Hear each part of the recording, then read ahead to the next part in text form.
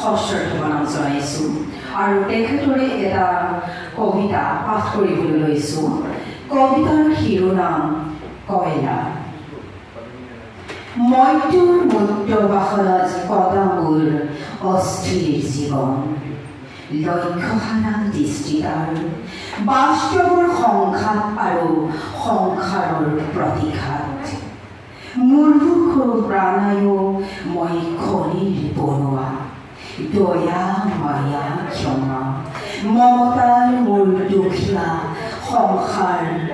মানুহ হৈ জীয়াই থকাৰ জীৱনৰ কত আশা, ক'ত মোৰ হাবিয়াস, ক'ত মোৰ ৰঙীন কল্পনা, কিন্তু সেইবোৰ দূৰণি আধা ভগা ভকজা আৰু কয়লাৰ খনিৰ মাজত আধা মাইল আঁতৰৰ ভাগৰুৱা ব্যৱধান।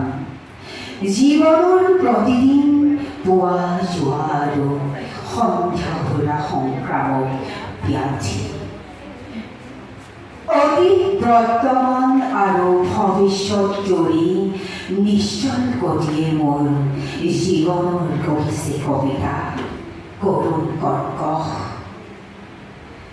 মোৰ ব্যস্ত জীৱনৰ পাৰিপাৰ্শ্বিকতা কয়লাৰ ধোঁৱা আৰু গৰম গহ্বৰ কি উষ্ণতাৰ, কি ভীষণ অগ্নিকুণ্ড জ্বলে অহৰহ কয়লা।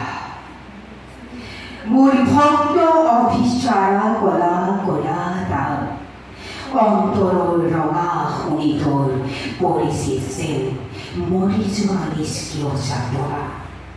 সিহঁত মোৰ বহুত আপোন, সিহঁতে মোৰ বাবে গঢ়ি তোলে এটা সভ্যতাৰ সুকীয়া সংস্কাৰ।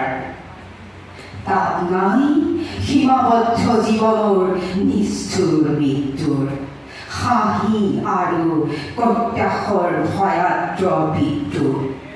তাত মাথো আছে কালৰ অভিসন্ধিৰ নিৰাশ অভিব্যক্তি। জীৱনৰ কামনাত কপা কুঁহিপাত ডাল ছালৰ এখন বৃহৎ পাৰিবাৰিক সংসাৰৰ পাহৰি যোৱা এটা ঠেক বুৰঞ্জী।